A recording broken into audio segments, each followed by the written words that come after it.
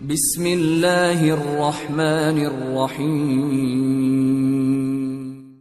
مورخین لکھتے ہیں کہ شہنشاہ اکبر نے اپنی لشکر کے 3 مہموں کے سلسلے میں آگرہ سے کوچ کیا تھا۔ اس کی پہلی مہم اپنے نامور سالار عبداللہ خان ازبک کے خلاف تھی، اس لیے کہ مالوا کی مہم میں مال غنیمت کے طور پر عبداللہ خان ازبک کے ہاتھ بہت سے ہاتھی لگے تھے۔ ان میں سے اس نے ایک بھی بادشاہ کی خدمت میں روانہ نہ کیا تھا، جس کا اکبر کو بڑا دکھ اور صدمہ تھا۔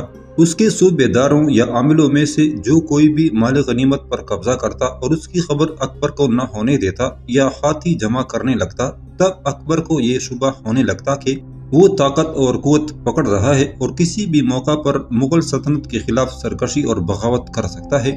کیونکہ عبداللہ خان ازبک نے اکبر کے ان خدشات کو ہوا دی تھی، لہٰذا اکبر کی پہلی مہم عبداللہ خان ازبک کے خلاف تھی۔ اکبر کی دوسری مہم عادل خان کے بھائیوں آصف خان اور وزیر خان کے خلاف تھی، اس لیے کہ اکبر کو اس کے مخبروں نے یہ اطلاع کر دی تھی کہ آصف خان اور وزیر خان کے ہاتھ جس قدر مال غنیمت لگا تھا، اس کا تھوڑا سا حصہ انہوں نے اپنے بھائی عادل خان کے ہاتھ بادشاہ کی خدمت میں بھیجنے کا ارادہ کیا تھا، لیکن عادل خان نے اس چھوٹے سے حصے کو قبول کرنے سے انکار کر دیا تھا اور یہ تقاضا کیا تھا کہ ریاست گونڈوانا سے جس قدر مال غنیمت حاصل ہوا ہے، سب سے پہلے وہ بادشاہ کی خدمت میں پیش کیا جانا چاہیے۔ چونکہ آصف خان اور وزیر خان نے ایسا نہیں کیا تھا اور 1000 ہاتھی میں سے صرف 200 ہاتھی اور کچھ تھوڑا سا مال غنیمت اکبر کی طرف روانہ کیا تھا، باقی سارا اپنے پاس رکھ لیا تھا۔ لہٰذا اکبر نے عادل خان کی کارگزاری اور اس کی دیانتداری اور ایمانداری سے خوش ہو کر نہ صرف اس کے روزینے میں اضافہ کر دیا تھا، بلکہ اس نے اسے اپنے محافظ دستوں کے سالار کے عہدے پر ترقی دے دی تھی اور اس سے بڑی خوشی اور خوشنودی کا اظہار کیا تھا۔ جبکہ آصف خان اور وزیر خان دونوں پر اس نے حملہ آور ہونے کا فیصلہ کر لیا تھا۔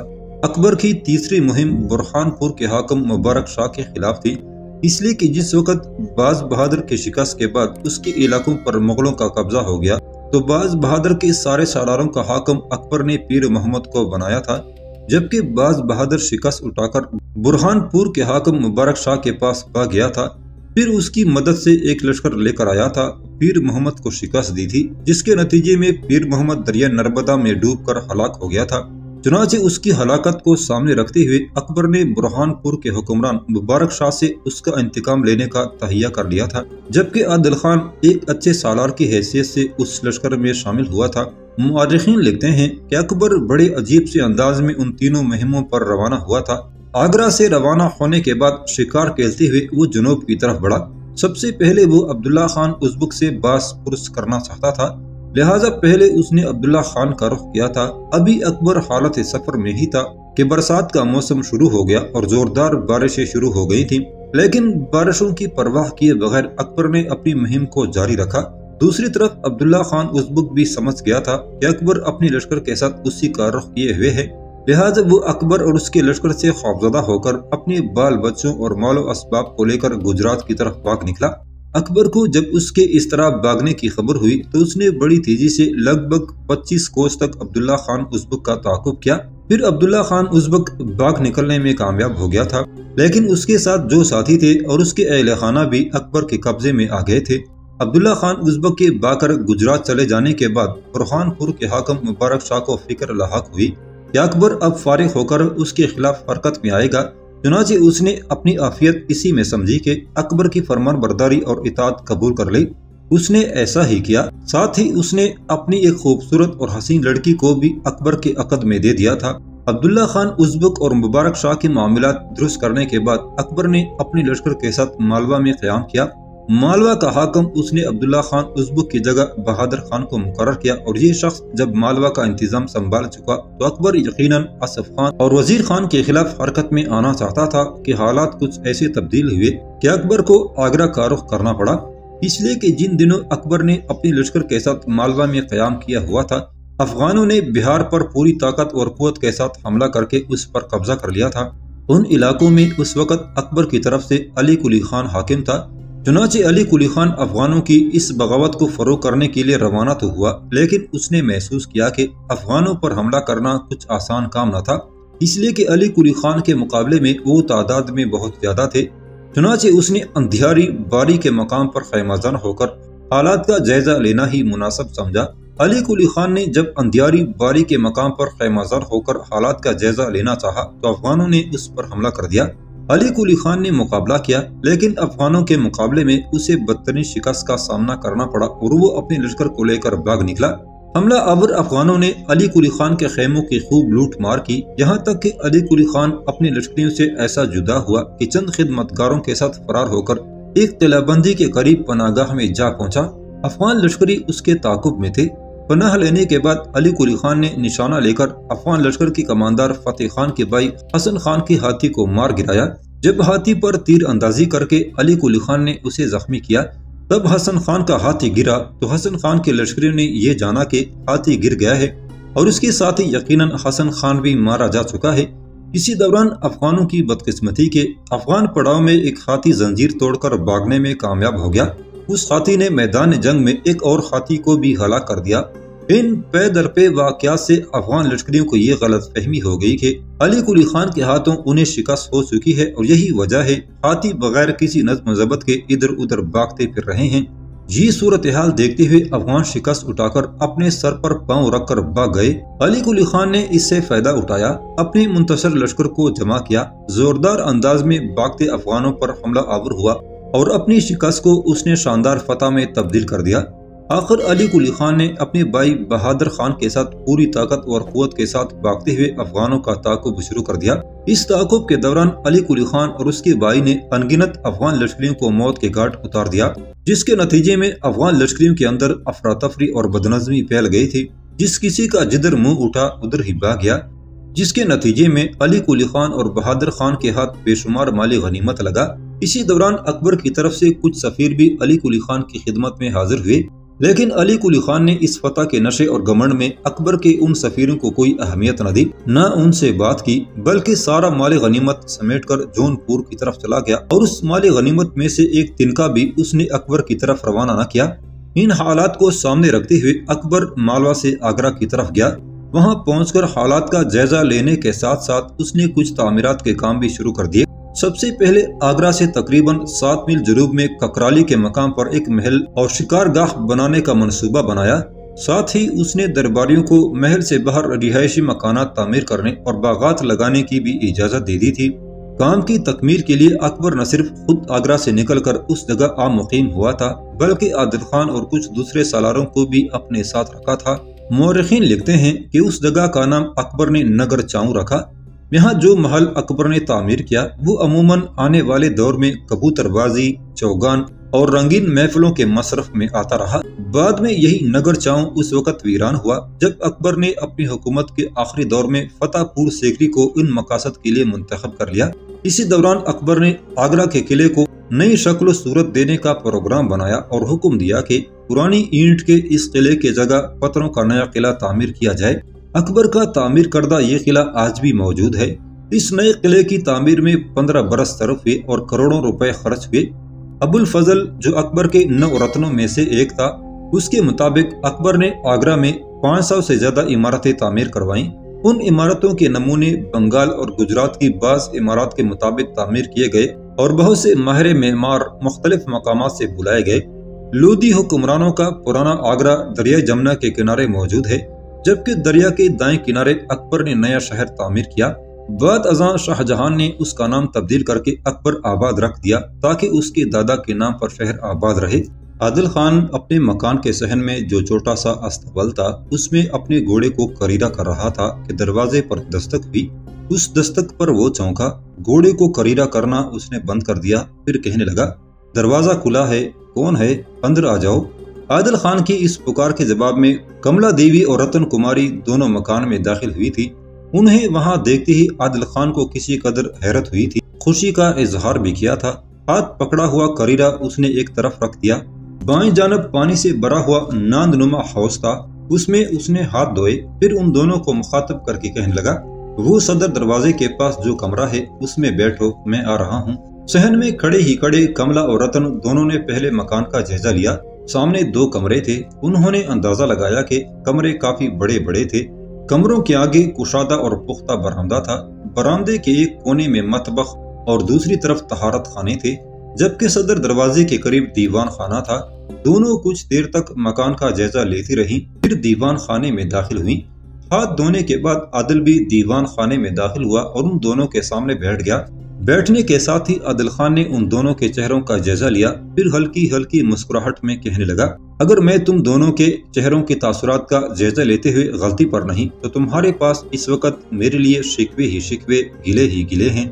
आदिल खान के इन अल्फाज पर कमला देवी और रतन कुमारी दोनों एक दूसरे की तरफ देखते हुए मुस्कुरा रही थी। फिर रतन कुमारी बोल उठी, आपका अंदाजा दुरुस्त है, मैं और कमला दोनों इस वक्त आपके खिलाफ गिलों और शिकवों से भरपूर हैं और इन्हीं का इजहार करने के लिए आपके पास आई हैं। रतन जब रुकी तो उसी के अंदाज में कमला बोल उठी, इससे पहले भी हम दोनों मामू ममानी और मामू जात के साथ यहाँ आई थी, लेकिन अफसोस आपके मकान के बाहर कुफल लगा हुआ था और आप शहंशाह के साथ मुहिम पर जा चुके थे। जिस वक्त आप हमें छोड़गढ़ से यहाँ लेकर आए थे तो आपने हमसे वादा किया था कि आप हमसे मिलने के लिए मामू के यहाँ आएंगे। आपने ये भी कहा था कि आप 2-4 दिन बाद आएंगे, लेकिन 2-4 हफ्ते गुजर गए।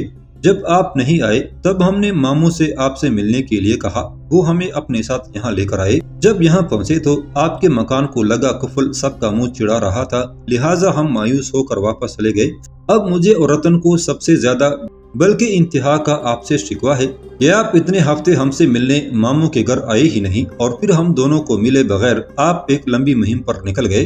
कमला जब खामोश हुई तब कुछ सोचते हुए आदिल खान बोल उठा, कमला और रतन, तुम दोनों कैसी बातें करती हो? अगर तुम्हारे मामू मुझे अपने यहाँ बुलाते तो मैं वहाँ जाते हुए अच्छा लगता था। यूं मुंह उठाए तुम दोनों से मिलने के लिए चला जाता तो तुम्हारे मामू ममानी, मामूजाद भाई और मामूजाद बहन इस सिलसिले में क्या सोचते? बस यही सोचकर मैं नहीं गया। इसके अलावा ये भी तो सोचो। आदिल खान को रुक जाना पड़ा इसलिए कि इस बार रतन कुमारी बोल उठी थी, अगर आप हमसे मिलने हवेली में आ जाते तो क्या मामू आपसे नाराज होते? हमने मामू के अलावा ममानी, मामूजाद भाई चंद्रसेन और मामूजाद बहन जगत कुमारी पर वाजे कर दिया है कि आप हम दोनों के बचपन के साथी हैं, हम इकट्ठे खेलते रहे हैं। लिहाजा मेरे और कमला दोनों के कहने पर मामू ही नहीं, ममानी के अलावा मामूजाद भाई और मामूजाद बहन ने भी हमें इजाजत दे दी है कि हम दिन और रात के किसी भी वक्त जब और जिस वक्त चाहें आपके पास आ सकती हैं और आपसे मिल सकती हैं। अब बोलें, आप क्या कहते हैं? आप हम दोनों से मिलना चाहते हैं कि नहीं? आदिल खान ने घूरने के अंदाज में दोनों की तरफ देखा, फिर कहने लगा, तुम दोनों का सर तो नहीं घूम गया? मैं तुम दोनों से क्यों मिलना चाहूंगा? अगर तुम्हारे मामू ममानी और तुम्हारे मामूजाद बहन को इस पर कोई एतराज नहीं तो दोनों मुझसे मिलने के लिए आओ तो मैं समझता हूँ इसमें तो मेरे लिए खुशी की बात है। आदिल खान के इन अल्फाज पर रतन और कमला दोनों ने एक बार खुशकुन अंदाज में एक दूसरे की तरफ देखा। फिर कमला ने आदिल खान को मुखातब किया, अगर आप बुरा न माने तो क्या हम दोनों उठकर आपके मकान का जायजा ले सकती हैं? इस पर आदिल खान अपनी जगह पर उठा, कमला के सर पर हल्की सी चपत लगाई, फिर कहने लगा, क्या अजनबियों की सी गुफ्तगू करती हो? मैं तुम्हें खुद अपना ये छोटा सा नन्हा सा मकान दिखाता हूँ। कमला और रतन दोनों खुशी का इजहार करते हुए उठ खड़ी हुई थी। आदिल खान ने उन्हें पहले सामने वाले 2 बड़े कमरे दिखाए। एक कमरा बिल्कुल खाली था और एक में 2 मुसहरियां लगी हुई थी जिन पर बिस्तर पड़े हुए थे। दोनों कमरों का जायजा लेने के बाद वो दोनों बाहर निकली। खुले और लंबे बरामदे के एक तरफ जो रसोई थी उसका जायजा लिया। उसमें 2-4 बर्तनों के अलावा कुछ नहीं था। फिर उन्होंने तहारत खाने देखे, सहन का जायजा लिया, अस्तबल भी देखा, फिर दोबारा दीवान खाने में आकर बैठ गईं। आदिल खान भी उनके सामने हो बैठा था। फिर रतन ने गुफ्तगू का आगाज किया, मकान बहुत अच्छा है। रतन कहते कहते रुक गई इसलिए कि आदिल खान बोल उठा था, इसमें पहले मैं और आसफ भाई रहा करते थे, इसलिए सामने वाले कमरे में 2 मुसहरियां लगी हुई हैं। फिर आसफ भाई ने शादी कर ली, अलहदा हो गए, अब मैं इतने बड़े घर में अकेला ही हूँ। कमला और रतन ने इस मौका पर फिर एक दूसरे की तरफ देखा। इस बार कमला बोल उठी, पहले ये बताइए कि आप खाना कहाँ से खाते हैं? मैंने आपकी रसोई का जायजा लिया है, इसमें तो खाने पकाने का कोई एहतिमाम और बंदोबस्त ही नहीं है। जवाब में आदिल खान मुस्कुराया और कहने लगा, मुझे बंदोबस्त करने की जरूरत ही नहीं है, अक्सर खाना लश्करगाह ही में खा लेता हूँ। अगर कभी ऐसा न कर सकूं तो फिर मेरे करीब ही एक छोड़ कई बुटियार खाने हैं, वहाँ से खाना खा लेता हूँ। रतन और कमला दोनों आहिस्ता आहिस्ता आदिल को अपने मौजू की तरफ ला रही थी, लिहाजा मजीद अपने मौजू की तरफ लाने के लिए इस बार कमला बोल उठी, अच्छा ये बताइए, आसफ भाई ने तो शादी करके अपना घर बसा लिया, وزیر بائی بھی اس کے پاس چلے گئے۔ اب آپ کب شادی کر کے اس گھر کو آباد کریں گے؟ جواب میں عادل خان نے گھورنے کے انداز میں اس کی طرف دیکھا، پھر کہنے لگا، ابھی میرا ایسا جرم کرنے کا کوئی ارادہ نہیں ہے، اور نہ ہی میرے پاس اس قدر وسائل ہیں کہ میں شادی کرنے کے متعلق سوچ سکوں۔ ٹھیک ہے، شہنشاہ کی طرف سے میرا روزینہ مقرر ہے، اور وہ روزینہ یقیناً میرے ضروریات سے زیادہ ہے۔ اس میں سے کچھ میں اپنی ذات پر خرچ کر دیتا ہوں، کچھ ضرورت مندوں میں بانٹ دیتا ہوں، پس انداز کرتا ہی نہیں ہوں۔ اور پھر تم دونوں جانتی ہو میرے ماں باپ بہنیں ختم ہو چکی ہیں، 2 بھائی تھے، وہ بھی آج کل مجھ سے ناراض اور خفا ہیں، بلکہ یوں کہیں کہ وہ میری شکل دیکھنے کے روادار نہیں ہیں۔ ان حالات میں مجھ اکیلے کو کون رشتہ دے گا؟ اور پھر اس مکان کی حالت دیکھو، میرے پاس میری کل کائنات صرف ایک بستر ہے، دوسرا بستر دوسری مسحری آصف خان کی ہے، وہ میرے پاس اس کی امانت ہے، جب چاہے لے جائے۔ اور جس گھر میں ایک بستر اور ایک ہی چارپائی ہو، اور گھر میں یہی کل کائنات، یہی کل سرمایہ ہو، تو وہاں کون بلا ماس اپنی بیٹی کا رشتہ دے کر بیٹی کی زندگی تباہ اور برباد کرنے کی کوشش کرے گا؟ عادل خان کے ان الفاظ کے جواب میں رتن اور کملا نے پھر ایک دوسرے کی طرف دیکھا، یہاں تک کہ کملا پھر بول اٹھی، اگر کوئی بلا ماس، کوئی شریف آدمی اپنی ایک نہیں 2 بیٹیاں آپ کے عقد میں بخوشی دینے کے لیے تیار ہو جائے تو پھر اس سلسلے میں حضور کا کیا جواب ہوگا؟